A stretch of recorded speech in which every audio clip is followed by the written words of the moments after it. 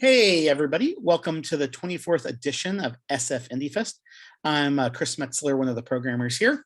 Um, you know, when you think of a film festival, you often think of just kind of live screenings and things. But over the last couple of years, in the pandemic, we've kind of had to adapt to this virtual world. And it's just been kind of exciting to kind of discover all these neat films from filmmakers from all around the world that we're getting a chance to share with you, the audience. So thank you again for watching this really wonderful documentary, Quaranteened. And, you know, we're very lucky to have filmmaker Rodrigo Dorfman and his daughter, Catalina here. So thank you guys. Thank you. You're welcome. Thank you for having us. Thank you. And for those of you that might be aware, about 2 years ago, we had another one of Rodrigo's films, Taco Trucks Kill Fascists, which was really great. So it's always neat to have alumni back. So maybe a good place to kind of jump in are, Catalina, when your dad started kind of filming and deciding to kind of, create this film, did he often kind of like film things around the house? Was there kind of a larger discussion of like what this could be? Or did it start out as a film or did it evolve into a film? I would say it was actually a little bit of both. I think we always kind of had a background idea that it could be fun to maybe eventually have a film, but we never really thought that that would kind of happen. So it kind of just started with him filming us when we were doing fun things. And then over time, as he started getting more footage, it seemed like it might actually be able to become an actual film. So then it did. That's when I decided, that's when I said, I think there is something here. Let's sit down and do a formal interview in terms of getting your feelings about it. And that's when actually it became much more of an intentional, formal practice, as opposed to, in a way, what all documentaries should be, which is you begin with something and you don't really know that there's going to be a film. I mean, you should, but sometimes you don't. And it's nice when you don't have a budget or when you don't have deadlines to be able to have the freedom to start filming and that truly allowing reality to unravel. Yeah, one of the things I think I was struck by is that it just seemed like, the film itself is tight, but like it just felt that like there was this kind of breathing room where it's just life was happening, and the kind of eclectic things that happen, particularly in these situations, were just kind of, you were able to kind of allow them to bubble up to the top and not just, it wasn't cookie cutter. It really did kind of like just let us kind of enter the flow of life. Was there any reluctance by anybody in the family to participate, or did you guys just kind of see it as like a fun family project? I would say there were definitely some reluctancy, and we had to set up boundaries where we were like, we're not okay with this type of stuff being filmed. So we had to set that up pretty early on. But beyond that, I think we all were just having fun with it. And then I think, at least I didn't really think until later on that like we started doing interviews that it would actually become a film. So I would say at that point, then I started being a little worried about, like how I would look on film and if there were things that were going to turn up there that maybe I hadn't thought about when it was filmed in the moment. But you didn't act differently. No. So I think that's the beautiful thing about it too, right? So you can imagine suddenly becoming aware that this is formal and therefore now I have to be careful what I say. And I think from the start though, I mean, I knew it was going to, from the start, I set the bound, we accepted the boundaries, but it was this sort of collaboration in the sense of me saying, nothing will put in the film that you don't want to be put in the film. And usually that should be, a documentary filmmaker cannot give that to its protagonists, because the whole point about art is that you have the critical distance to be able to then see things that they don't see and to be able to help them see them, right? And or else there would be no art, because the protagonist is completely self-centered on their own reality. And they're going to say, well, I don't like that, or I don't understand that. And so that, I think we have to, at the end, trust me, you will, whatever happens, it will be, you'll have okay. And there are parts that we had to negotiate that at first, I think they didn't like it at all. There's many iterations to this. Yeah. And there are parts that were taken out. Or there are parts that you did not like at first that afterwards you understood why they were there because of the whole story. So it was a learning experience on all, I think. Which I guess the reason, like anyone who's a parent, knows that they get a chance to kind of, learn about their child as they kind of go through all these different things in life. And, we as children, get to see our parents in different lights. Is there something through the kind of making of this film where either of you understood the other in a different sense, specifically just because of the lens of the film allowed you to kind of see it? Maybe you would have eventually seen it anyways, but the film kind of helped it bubble to the top. I'm wondering if you have any thoughts about, I've been a filmmaker all your life. So Colleen has grown up with me making films, but also filming reality, life, just filming to have archives, right? Not that I'm the person who films everything and takes 100 million photographs, but I have filmed throughout the lives. I was wondering if you've got an insight into like the process of documentary filmmaking. It's almost like you're inside this incubator of like, oh, you get to see firsthand how a documentary is made because it was all shot within the four walls of the house. I would say not as much as I would think. I think because I have grown up with him filming my whole life, like I'm just very used to that whole process. And I used to like watch him edit when I was younger. So I would say that actually made me like more comfortable with just being filmed, is that it didn't feel that weird to me because I was just used to it in general. So I don't know if it really. What about the idea that there's no such thing as reality? Just thinking philosophy class, so this should be a really nice. But the idea that certain parts, that there's a collaboration between the filmmaker and the protagonist, and that some things are setups, and sometimes you're acting, but if you're yourself, you're not really acting yourself. In other words, there's this fine line between being a fly on the wall as a documentary filmmaker, which I don't believe in, or being a documentary filmmaker that is perpetually engaged in transforming not just my life, but the life that I'm filming. So engaged in the reality and acknowledging that the filming process is completely unnatural. So therefore it will, right? It's not, you know what I mean? There was a lot of playing. Yeah. Well, I guess that was something that I was wondering about, is that, we often think of, when sometimes people think of films, I think they think of the kind of auteur, the director who's just like, this is his or her vision and they're sculpting it. But obviously all filmmaking is collaborative, but particularly documentaries, just given the kind of intimate nature between filmmakers and subjects. This one even more so with it being, part of the family. But were there times where, either you were just like, hey, let's go do, I don't know, a hike in the woods. It'll be great for the story of the film. I mean, in the sense of like, they're natural things that any of us humans might do, or you might have done it on a Tuesday versus a Thursday, but that the film kind of helped nudge you towards certain activities that, just would help kind of illuminate something within the kind of story that you guys were telling. I would say Kaylee and I, we do a lot of fun things together, but we would have an extra layer where we'd be like, this would be fun, and it would be like fun to film us doing it as well.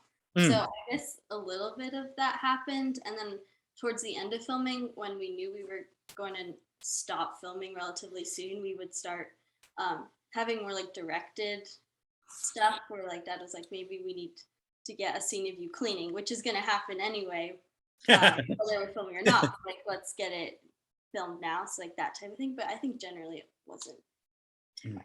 No, yeah, at the end, there were a couple things that were, after I did the first cut, I realized there's certain things that were missing.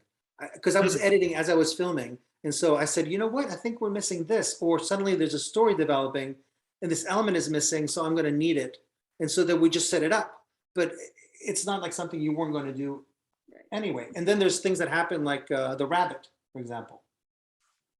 I mean, I think under any circumstance, we would have buried the rabbit in the forest, right? Because we've done that. I mean, we have a pet cemetery, but since the rabbit was not a pet, we wouldn't have done it. But yes, there are things that we it's not that we set up, but that we played with all the time. And the other thing is I needed to be there. So they're doing stuff. I'm not there all the time. even though I'm stuck at home, I'm not there all the time. And so we had to make sure that I was there with a camera if they did, their cookie dough, or if they rehearsed something, or Yeah. they watched the dog. So I would have, like any documentary filmmaker, I would have to pick up the phone and I go, hey, when are you going to church? I need to film you in church. Make sure that happens. In this case, Right. at home, I need to make sure that I know what their schedule was. Well, I have to say, as, and not just being a programmer, but a filmmaker, is that one of the things I really appreciated about the film is that, like, you guys stuck to it and made the film, because I could imagine early on, it's just like, where is this going to go? What's going to happen? And it just wound up, kind of coalescing into a really beautiful film. And I think something that really not just captures, this kind of specific moment in time, but also just about, being a teenager, were there other kind of films or books that you guys referenced or inspired where you're like, oh, well, I really liked what they did, or things that kind of informed the vibe that you were going for, whether during filming or even when editing? When I was editing and filming, I have to say I was thinking about Abbas Kiarostami a lot, and I think about Abbas Kiarostami, the Iranian filmmaker, of course, who is known for working with non-actors and with real people, supposedly, in both fiction and documentary filmmaking. I'm in Confining Circumstances, if I remember right. Excuse me? And also in Confining Circumstances, if I remember right. Yes, correct, very much, with Taste of Cherry, where this man is inside of a car, driving around wanting to have somebody help him commit suicide, for example. Yes, because Iranian cinema is about constraints. And that's what I've always found amazing about not just Iranian cinema, but maybe third world cinema a lot, at least, which is that it is a cinema of necessity. Fewer resources, more constraints, censorship. And out of that squeeze comes, I think, great art and great innovation and creativity. And I've always carried that with me as a Latin American filmmaker, Latino living in the US, but with that sort of historical sort of baggage of aesthetics and politics and history. I make all my films with those constraints. I believe in constraints very much. And I thought, well, this is as constraining as it gets, which is we're stuck inside this house. And yet it was so freeing because I could film in my pajamas.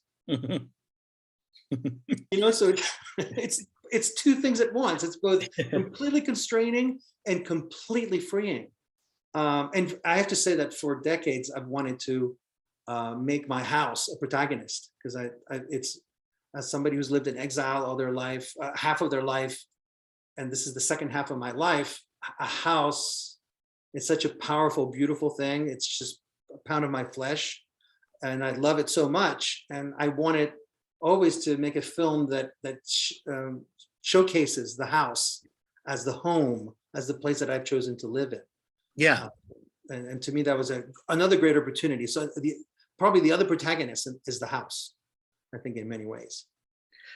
And what, since you kind of drew the line of like not filming anymore, so do you guys just want to give us a little epilogue of what's happened in life since then? And also, as you've kind of started to kind of screen the film around, what the kind of reaction has been, or even just internal one of like how it feels to kind of share your life with the greater world. So first, why did we stop filming? We stopped filming because school was going to start again. So I was about to start my senior year of high school. So since then, I've graduated high school and I just started my second semester of college. Congratulations. Yeah. So yes, and the reason we stopped filming then, it's because I thought, okay, summer's over and this really sucks. It's like, oh, another year I've been stuck at home. And I thought that it took a lot of effort to make the film in some ways and it did what it did, which is my intention was to allow the girls to have some way of passing the time, being creative, and having therapy, literally film as therapy for all of us, including myself, because I needed to film or else I was going to go crazy. But come August, I thought it was going to be dark, and I thought, you know what, we don't need that. And I'm not a big fan of filming darkness beyond the darkness. I don't search for darkness. Darkness is there, and just enough if I touch on it and I give it a little feel, that's enough for me. I don't have to go into the gutters of of tragedy and sadness. And so that winter, as we know, the winter of 2020 was harsh. And I thought, you know what? I don't want to film it. I don't think we're done. We did what we need to do, and now you all need to live your lives. And I don't want to go deeper into it because then the story would be out of control. In terms of the other ones, well, let's see, Isabella, who we see leaving for college, spent a whole year by herself in an apartment. And now she's a senior and she's about to graduate from American University. Kaylee is now a junior at high school and finally going back. But now, it's all still kind of weird, but she's doing pretty good, right? And Emmy, who is now in her first year of middle school, is now called, they call themselves Blake, and they're full-on goth.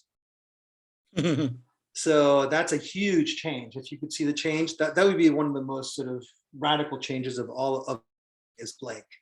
And they married a whole documentary to themselves. I think they're sort of, in many ways, they're sort of my favorite element of it. It's almost like because she was so young, they were so young, they were so unpredictable and so filled with life and wisdom and harshness and unfilteredness, that I always thought that was sort of the element that really made the film, the tension in the film. So that was good. So they're doing good. My wife Prim is back at work, and I'm trying to, and I made this film, and I'm trying to make more films, and life goes on. So it was pretty. We kind of made it. Nobody got sick, which is nobody got sick in the film. We showed the film recently at Cucalores Film Festival on the East Coast, and it was really well received. There was a lot of crying. There was a lot of teachers who really thought it was very important, healthcare specialists, parents, mothers. It was very intense. I wish we could have shown it in the movie theater, because that really, there was something about the screening and sort of this cathartic emotion that came in the space, and it was really intense, I have to say. The film is even more intense than I thought it was, or could be. Oh yeah, definitely is. Yeah, I can imagine, just in the sense of it, because in a way it's communal experience, in the sense that, while this is your family story, it's so many other family stories out there as well. Before we wrap up, what's the kind of best, I always kind of try to encourage our audience to let them know that, like, we're lucky enough that independent filmmakers like you, share your films with festivals like us.